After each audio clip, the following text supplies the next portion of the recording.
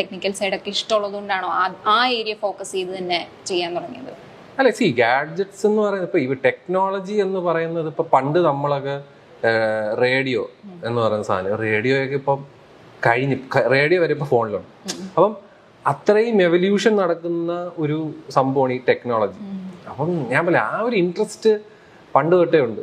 നമ്മൾ ആ ട്രാൻസിഷൻ നല്ല രീതിയിൽ കണ്ട ജനറേഷനുമാണ്. അതായത് ഇപ്പൊ ടി വിയിൽ വന്നതാണെങ്കിലും സെൽഫോൺസിൽ വന്ന മാറ്റമാണെങ്കിലും എല്ലാ മാറ്റങ്ങളും വളരെ അപ് ക്ലോസ് ആയിട്ട് കണ്ടു വന്ന ആൾക്കാരാണ്. അപ്പം ഇനി എന്തെന്നുള്ളൊരു ചോദ്യം is always there in tech.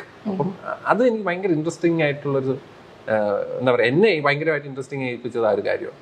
അപ്പൊ ഈ യൂട്യൂബിലേക്ക് ഫുൾ ടൈം ആയപ്പോഴത്തേക്കിനും ആരും ചോദിച്ചില്ല എന്തെങ്കിലും ജോലിക്ക് പൊക്കൂടെ? ഉറപ്പായിട്ടും എല്ലാവരും ചോദിക്കുന്നതാണ്, എന്താ ജോലി? ഞാൻ ഒരു വീഡിയോ ഇടും, താഴെ ഒരു 10 പേരും ചോദിക്കും എന്താ ജോലി. ഞാൻ പറയും, ഇതാണ് എന്റെ ജോലി. എല്ലാ ദിവസവും ഇങ്ങനെ വീഡിയോ ഇടുന്നത് ഒരു ജോലി തന്നെയല്ലേ. അത് ആൾക്കാർക്ക് അത് അക്സെപ്റ്റ് ചെയ്യാൻ എവിടെയോ ഒരു മടിയാണോ, അല്ലെങ്കിൽ അവരതൊരു കൗതുകത്തിന് വേണ്ടി ചോദിക്കും, എനിക്കറിയത്തില്ല. എല്ലാവരും ചോദിക്കാറുണ്ട്. ഞാൻ ഒരു ലൈവ് ഇട്ട് അപ്പ വരും, ജോലി എന്തോന്ന് ജോലി എന്തോ. ഞാൻ ഇവിടെ ഇതാണ് ജോലി. എന്നാലും എനിക്ക് ജോലിയും കൂലിയും ഇല്ല എന്ന് എന്നെ കൊണ്ട് തന്നെ പറയിപ്പിക്കാൻ വേണ്ടി അവരെ ഒരു സാഡിസ്റ്റിക് സംഭവമാണ് അത്. ഇവർക്കൊക്കെ മറുപടി കൊടുക്കാറുണ്ടോ? എന്നിട്ട് ചിലർക്ക് കൊടുക്കാറ്, ഞാൻ ഇത് തന്നെയാണ് ജോലി എന്ന് പറയുന്നത്. നമ്മൾ അത്രയും പറയുന്നു, പക്ഷെ അവർക്ക് വേണ്ടത് ഇവന് ജോലി ഇല്ല എന്നുള്ളത് കേൾക്കാനുള്ളൊരു സുഖമാണ്. ആൾക്കാർക്ക് അതൊരു കൗതുകമാണ്. ഇത് സത്യം പറഞ്ഞാൽ ഇതൊരു പ്രൊഫഷൻ തന്നെയാണ്. നല്ല രീതിയിൽ ചെയ്യുകയാണെങ്കിൽ YouTube is definitely a good place. You can earn money. പിന്നെ നമുക്ക് അല്ലെങ്കിൽ ആ കിട്ടുന്ന കാശ് എന്നൊക്കെ പറയുന്നത് ഭയങ്കര പറയുന്നത് നമ്മളൊക്കെ നാട്ടുകാരൊക്കെ വിചാരം 10 ലക്ഷം 15 ലക്ഷം ഒക്കെ ഇങ്ങനെ പോക്കറ്റ് വെച്ചിട്ട് അമ്മാണിനെ മാടുകയാണ്. നമുക്കറിയാം സത്യം. അതുപോലെ ഈ ഒരു ഫീൽഡിൽ നിൽക്കുന്നവരൊക്കെ അറിയത്തുള്ളൂ. പക്ഷെ ഞാൻ നമ്മുടെ കാര്യങ്ങൾ നടന്നു പോകും. പിന്നെ ഇതൊക്കെ വെച്ചിട്ട് മറ്റേ കുടുംബമൊക്കെ ഉണ്ടാക്കുമെന്നൊക്കെ ചോദിച്ചാൽ എനിക്കറിയാം. അതിനുള്ള ഇത് വന്നിട്ടില്ല. എക്സ്പെരിമെന്റിന്റെ ആളാണോ? അതായത് ട്രൈ ഔട്ട്, അതായത് എന്താണെങ്കിലും ട്രൈ ഔട്ട് ചെയ്തിട്ടാണോ ഈ റിവ്യൂ പറയുന്നത്, അതോ അനലൈസ് ചെയ്തിട്ട് പറയുന്ന ഒരു ഇതാണോ? രണ്ടും ഉണ്ട്. ഒരെണ്ണം സെൽഫോൺ റിവ്യൂ എന്നുള്ള രീതിയിൽ ചേർന്ന് പ്രോഡക്റ്റ് യൂസ് ചെയ്തിട്ട് പറയാം. അല്ലാത്തത് എൻ്റെ ഒരു അനലൈസിങ് ഉണ്ട്. അപ്പം ഞാൻ പറഞ്ഞു, നമ്മൾ എല്ലാ ഫോണുകളും നമ്മളെ കൊണ്ട് മേടിക്കാൻ പറ്റത്തില്ല. അപ്പൊ നമ്മൾ എന്താ ബേസിക് ആയിട്ട് നമുക്കറിയാം. എൻഡ് ഓഫ് ദ ഡേ ഇപ്പൊ സോഫ്റ്റ്വെയർ നോക്കുകയാണെങ്കിലും സ്പെക്ക് നോക്കുകയാണെങ്കിലും എല്ലാം ഒരു ഫോൺ യൂസ് ചെയ്താൽ മതി, അല്ലെങ്കിൽ 2 ഫോൺ യൂസ് ചെയ്താൽ അതിൻ്റെയൊക്കെ തന്നെ സിമിലാരിറ്റീസ് വെച്ച് കുറച്ച് എന്താ പറയുക എക്സ്പാൻഡ് ചെയ്ത് പ്രോഡക്റ്റ്സ് ഇറക്കുന്നതേ ഉള്ളൂ. ഇപ്പൊ ഐഫോൺ ആണെങ്കിൽ ഐഫോണിലൊന്നും സോഫ്റ്റ്വെയറിലൊക്കെ ഈ പറയുന്ന റെവല്യൂഷണറി ആയിട്ടുള്ള ഒരു മാറ്റങ്ങളൊന്നും വന്നിട്ടില്ല. ഇപ്പം ക്യാമറ ഒരു 5% കൂട്ടിയിട്ടുണ്ട്, മറ്റേത് ഒരു 5%. ഈ 5% ഒന്നും ആൾക്കാർക്ക് മനസ്സിലാകത്ത പോലും ഇല്ല. ഇപ്പൊ 12 അല്ലെങ്കിൽ 11 എടുക്കുക, 12 എടുക്കുക, 13 എടുക്കുക. ഇതിൽ ഈ പറയുന്ന പെർഫോമൻസിന് വലിയ ചേഞ്ച് ഇല്ല.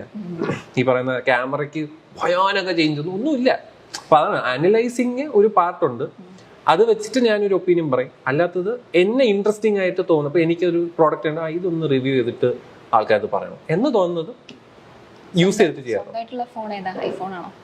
രണ്ടും ഉണ്ട്. ഒരു ചെറിയൊരു ഐഫോൺ മിനിയും ഉണ്ട്, ഒരു സാംസങ് S22 പ്ലസ്. എത്ര കുറ്റം പറഞ്ഞാലും ഐഫോൺ തന്നെ ഉപയോഗിക്കുള്ളൂ എന്നൊക്കെയുള്ള കമന്റുകൾ കണ്ടിട്ടുണ്ട്. അതായത് ഇപ്പൊ ഈ 12 പ്രോ അല്ലെ 12 മിനി, അത് ചെറിയൊരു ഫോണാണ്. ഒന്നെന്ന് പറഞ്ഞാൽ ഇപ്പം എപ്പോഴും നമുക്ക് ഈ ചക്ക പോലെ ഇരിക്കുന്ന ഫോൺ കൊണ്ട് നടക്കാൻ പറ്റില്ല. അപ്പം ഇതെന്ന് പറഞ്ഞാൽ പോക്കറ്റിൽ ഇരിക്കുന്ന പോലെ അറിയത്തില്ല. ഒന്ന് അതാണ് അതിന്റെ ഒരു ഗുണം. രണ്ടെന്ന് പറഞ്ഞാൽ എന്റെ പേഴ്സണൽ ഫോണാണ് അത്. മറ്റേതെന്ന് പറഞ്ഞാൽ ഞാൻ കുറച്ചു നേരം ഒന്ന് സമാധാനം നൽകാൻ വേണ്ടിയിട്ട് മാത്രം വെച്ചേക്കണം. അപ്പം ഇതിലാകുമ്പോൾ ഒന്നുമില്ല, എല്ലാം എൻ്റെ മറ്റേ പ്രൈവറ്റ് ഇൻസ്റ്റാഗ്രാം, അത് വളരെ ബോറിംഗ് ആണ്. അത് കഴിഞ്ഞിട്ട് പ്രൈവറ്റ് വാട്സാപ്പ്, അവിടെ എൻ്റെ കുറെ ഒന്നും സംസാരിക്കാത്ത ഒരു ഗ്രൂപ്പും കുറച്ച് ഫ്രണ്ട്സും, നമ്മുടെ സാധാ ജീവിതമാണല്ലോ, അതാണ് എന്റെ ഐഫോൺ. എന്നാലും 2 വാട്സപ്പും ഈ ഫോണും കൊണ്ട് സമാധാനം കിട്ടുന്ന ആദ്യമായിട്ട് ഒരാളാണ് പറയുന്നത്. ഉറപ്പായിട്ട്. ഇപ്പൊ മറ്റേത് ഐഫോൺ മിനി എനിക്ക് സമാധാനമാണ്. ബിക്കോസ് വലിയ കോളൊന്നും വരത്തില്ല. ആരും നമ്മൾ ഈ പേഴ്സണൽ കോൾ ആരും ചെയ്യാറില്ല, അതാണ് സത്യം.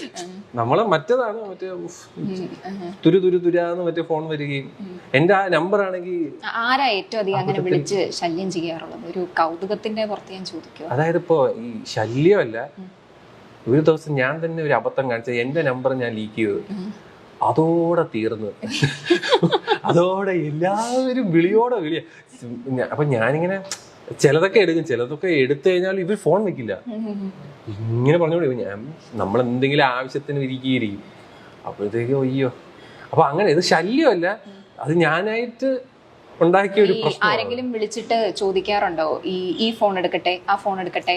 ഇൻസ്റ്റാഗ്രാം മൊത്തം അതാണ്. അല്ലാതെ വിളിച്ച് എന്റെ കൂട്ടുകാർ ചോദിക്കും, അല്ലാതെ ഇല്ല. ഇപ്പം അതാ പറഞ്ഞു, ഇപ്പൊ ഇൻസ്റ്റാഗ്രാമിന്റെ റിക്വസ്റ്റ് പേജ് എന്ന് പറഞ്ഞതാണ് 15,000 താഴെ, 30,000 താഴെ, 50,000 താഴെ, 1,00,000 താഴെ, ലാപ്ടോപ്പ്, ഫോൺ, അങ്ങനെ അങ്ങ് തുടങ്ങും. എന്നിട്ട് ഇവരെയൊക്കെ സന്മനസ്സോടെ സഹായിക്കാറുണ്ടോ?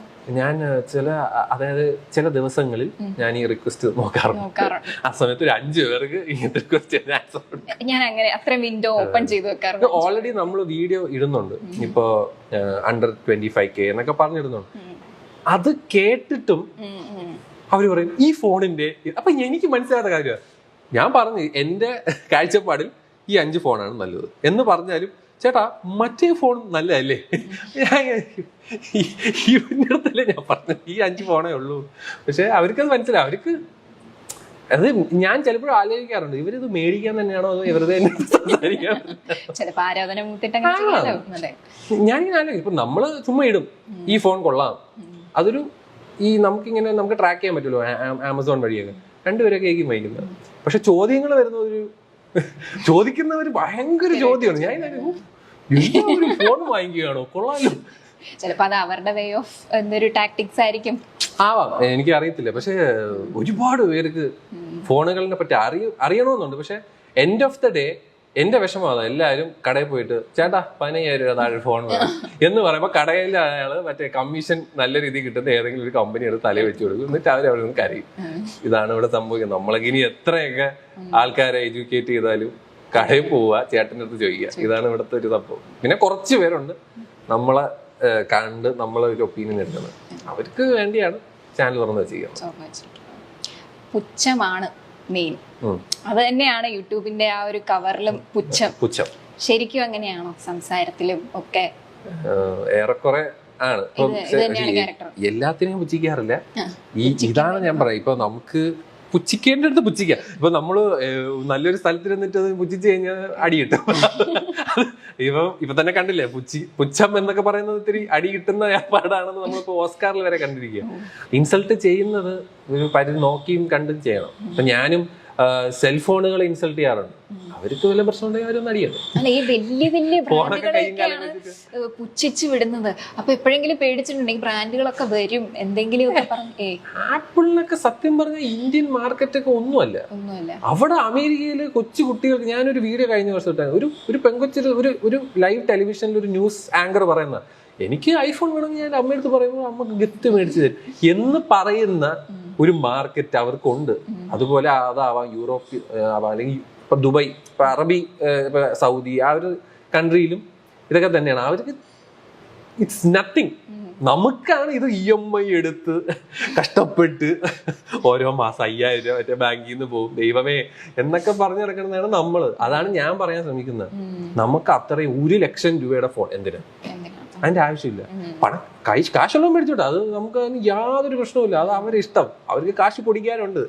പക്ഷെ ഞാൻ പറയുന്ന ഈ പാവപ്പെട്ട നമ്മളൊക്കെ IT-യിലൊക്കെ ജോലി ചെയ്യുന്ന, അല്ലെങ്കിൽ അവരെ കഷ്ടപ്പെട്ട് അതായത് ജീവിതം വെറുത്തുണ്ടാക്കുന്ന കാശ് 1,00,000 രൂപ എന്ന് പറയുന്ന ഒരു ഫോണിന് കൊടുക്കണോ എന്നുള്ളൊരു ചോദ്യമാണ് ഞാൻ പുട്ട് ഫോർവേഡ് ചെയ്യുന്നത്. അതാണ് ഞാൻ എപ്പോഴും പറയുന്നത്, വേർത്തല്ല. ഞാനൊരു IT-കാരിയാന്ന് മനസ്സിലായോ?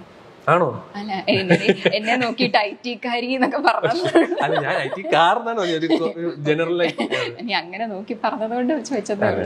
അപ്പൊ മാട്രിന്ന് കിട്ടുമോ? പുച്ഛം മൊത്തത്തിൽ പറഞ്ഞില്ലായിരുന്നു, റിസൾട്ടിലേക്ക് പോയായിരുന്നു. പുച്ഛം ഇസ് ഡെഫിനറ്റ്ലി ദേർ. അപ്പൊ പക്ഷെ പുച്ഛിക്കേണ്ട അടുത്ത് മാത്രമേ പുച്ഛിക്കാറുള്ളൂ. അല്ലാതെ ഞാൻ മനുഷ്യരെയൊക്കെ അങ്ങനെ പുച്ഛിക്കാറില്ല. വേണം എന്ന് വെച്ചിട്ടല്ല. ഇല്ല, ആരെ ഹേർട്ട് ഞാൻ ഇതുവരെയായിട്ട് പേഴ്സണലി ആരെ ഹേർട്ട് ചെയ്യണമെന്ന് ചിന്തിച്ചിട്ടില്ല. ഈവൻ ഇപ്പൊ ഞാൻ അങ്ങനെ ഒരു മിസ്റ്റേക്ക് വന്നെങ്കിൽ പോലും ഞാനത് റെക്ടിഫൈ ചെയ്യാൻ ശ്രമിക്കുന്ന ഒരു വ്യക്തിയാണ്. ഞാൻ പറയും, നമ്മള് ആരെ ഇൻസൾട്ട് ചെയ്യില്ല. വിൽ മേക്ക് ജോക്സ് വിച്ച് അവർക്കത് ഒഫൻഡിങ് ആവാത്ത രീതിയിൽ മാക്സിമം നമ്മൾ ട്രൈ ചെയ്യും. അത് അപ്പം എനിക്കത് റോങ് എന്ന് തോന്നുന്നതിന് ഞാൻ 10 പേരിട്ട് ഒപ്പീനിയൻ ചോദിക്കണ്ടേ ഇതെങ്ങനെയുണ്ട്, അവര് ഓക്കെ എന്ന് പറയുന്നിടത്താണ് ഞാൻ അത്. പക്ഷെ അതിട്ട് മറ്റേ ഈ ലോലൻ സീരീസ് എന്നൊക്കെ പറഞ്ഞ് ഈ നോർത്ത് ഇന്ത്യക്കാരെയൊക്കെ കളിക്കണം, അതൊക്കെ ആ സാധനങ്ങൾ മാത്രമാണ് ഞാൻ ചെയ്യുന്നത്. ബിക്കോസ് നമുക്കൊരിക്കലും ഒരു റോങ് മെസ്സേജ് ആൾക്കാരിലോട്ട് എത്തിക്കാൻ താല്പര്യം. ഇപ്പൊ ഫോൺ ഞാൻ പറഞ്ഞില്ലേ, ഫോൺ അവരെ ആ ഫോണിനെ ഇൻസൾട്ട് ചെയ്തിട്ട് എന്ത് ചെയ്യാൻ? ഒന്നും ചെയ്യാനില്ല. പിന്നെ ഞാൻ കാശ് കൊടുത്ത് മേടിക്കുന്ന സാധനങ്ങളാണ് റിവ്യൂ. ആർക്കൊന്നും ഒന്നും പറയാൻ പറ്റില്ല. ഞാൻ കാശ് മുടക്കിയ പ്രോഡക്റ്റ് ആണ്. സ്വന്തം ഒപ്പീനിയൻ. ഇപ്പൊ ഈ എന്തെങ്കിലും പുച്ഛിച്ചതുകൊണ്ടോ അല്ലെങ്കിൽ സ്വന്തമായിട്ട് കമന്റ് പറഞ്ഞതുകൊണ്ടോ അല്ലെങ്കിൽ ഇപ്പൊ 10 പേരുടെ ഒപ്പീനിയൻ ചോദിക്കുന്നു പറഞ്ഞില്ലേ, അവര് പറഞ്ഞതുകൊണ്ടോ എപ്പോഴെങ്കിലും ഇട്ട വീഡിയോ ടേക്ക് ഡൗൺ ചെയ്തിട്ടുണ്ടോ? ഉണ്ട്. ഇപ്പൊ അത് മറ്റേ നമ്മുടെ ഈ ഒളിമ്പിക് മെഡൽ, ഗോൾഡ് മെഡൽ കിട്ടിയ ഒരു വ്യക്തി ഉണ്ടായിരുന്നു. അതിന്റെ പേര് ഞാൻ മറന്നു, ഐ സോറി. പുള്ളി ജാവലിൻ ത്രോ ചെയ്താണ് ഗോൾഡ് മെഡൽ. അപ്പൊ ഞാൻ അതിനെ കുന്തം എന്ന് പറഞ്ഞു. ഈ പറഞ്ഞത് സത്യം പറഞ്ഞാൽ ഞാൻ എന്നാ വീഡിയോ ഇട്ടിട്ട് ഞാൻ പുറത്തുപോയി. അപ്പൊ ഞാൻ പിന്നെ ഫോണിലോട്ടൊന്നും ശ്രദ്ധിച്ചില്ല. വൈകുന്നേരം വരുമ്പോ എന്റെ ദൈവം, ഞാൻ ആന്റി നാഷണലും പല സാധനങ്ങളുമായി. ഈശ്വര. അപ്പം ഞാൻ ആദ്യം ഒരു മെസ്സേജ് കണ്ടപ്പം നീ ഇങ്ങനെ പറഞ്ഞ മോശം. അപ്പൊ ഞാൻ പറഞ്ഞു നീ കാണണ്ടേന്ന് പറഞ്ഞു. അത് കഴിഞ്ഞ് താഴെ പോകുമ്പോ ഇവരൊക്കെ എന്നെ ആന്റി നാഷണൽ ആകുക. അപ്പൊ ഞാൻ വെച്ചു ഇത് വെച്ചിട്ട് എനിക്കൊന്നുമില്ല, നാളെ 10 എണ്ണം വേറെ ഇട്ടു. ഞാൻ അപ്പൊ ഡിലീറ്റ് ചെയ്തതും ഒരു പടയങ്ങ് വന്ന് എനിക്ക് വീഡിയോയെ ഏറി കയറ്റലായി. അപ്പൊ ഞാൻ സത്യം പറഞ്ഞാൽ അത് ആരും പറയാതെ തന്നെ അന്ന് അത്രയും ആൾക്കാർ അത് പറഞ്ഞുകൊണ്ട് ഞാൻ അത് വേണ്ടാന്ന് വെച്ചാ. അങ്ങനെ വേണ്ടാന്ന് വെക്കുന്ന പല സാധനങ്ങളും ഉണ്ട്. ബിക്കോസ് നമുക്ക് ഞാൻ പറയില്ല, അത് പോയാ പോയി. ഒരു കോണ്ടന്റ് പോയാൽ 10 കോണ്ടന്റ് നമുക്ക് വേറെ തലേന്ന് ഉണ്ടാകാം. It's nothing. പക്ഷെ അതേപോലെ നമുക്ക് അത്രേ ഉള്ളൂ. ആൾക്കാർക്ക് ഒരു റോങ് മെസ്സേജ് പറഞ്ഞത് തെറ്റാണെന്ന് തോന്നിയായിരുന്നോ? അല്ല, എനിക്ക് തോന്നില്ല. എന്താ ഈ ജാവലിന്റെ മലയാളം എന്താ? ഞാൻ നോക്കിയപ്പോ ഞാൻ റിസർച്ച് ചെയ്തപ്പോ പോലും കനം കുറഞ്ഞ കുന്തം എന്നാണ് അതിന്റെ പേര്. അതല്ല അതിന് വേറെ വല്ല ശിവശങ്കരനോ തങ്കപ്പനോ ഒക്കെ പേരുണ്ടെങ്കിൽ, അല്ലെ പറഞ്ഞു തരാം. ഞാൻ കാര്യമായിട്ടും ചോദിക്കാം, അങ്ങനെ ഒരു പേരുണ്ടെങ്കിൽ എനിക്ക് പറഞ്ഞത് ഞാൻ അക്സെപ്റ്റ് ചെയ്തു. ബിക്കോസ് എന്റെ അറിവില് ജാവലിൻ എന്ന് പറഞ്ഞ കനം കുറഞ്ഞ കുന്തം എന്നാണ് ആൾക്കാർ മലയാളത്തിൽ പറയുന്നത്. ഇതിനെയാണ് ഇതുപോലെ ഒമ്പും പാലൊക്കെ വെച്ച്. പക്ഷെ ഞാൻ പറയാം, അത് ഞാൻ ഇപ്പൊ പറഞ്ഞ ടോണ് അതാണ്. അതുകൊണ്ടൊക്കെ തന്നെയാണ് ഞാൻ ഡിലീറ്റ് ചെയ്യുന്നത്. നമുക്ക് ആ തലവേദന വേണ്ട. നമുക്ക് ഞാൻ ആൾക്കാരെ ചിരിപ്പിക്കുക എന്നുള്ള, അല്ലാതെ ആൾക്കാരെ വെറുപ്പിക്കുക എന്നുള്ള പരിപാടി എടുക്കാറില്ല. ചിലവർക്ക് എന്തായാലും നമുക്കിപ്പോ നമ്മളെല്ലാം ചെയ്യുന്നത് പെർഫെക്റ്റ് അല്ല. കുറെ പേർക്ക് ഞാൻ ക്രിഞ്ചാ, എനിക്ക് കുറെ ക്രിഞ്ചുണ്ട്. അപ്പൊ എല്ലാവർക്കും അതുണ്ട്. പക്ഷെ കുറച്ച് പേരെങ്കിൽ കുറച്ച് പേർക്ക് നമ്മളെ ഇഷ്ടമാണ്, അവർക്ക് വേണ്ടിയാണ് സാധനം ചെയ്യുന്നത്.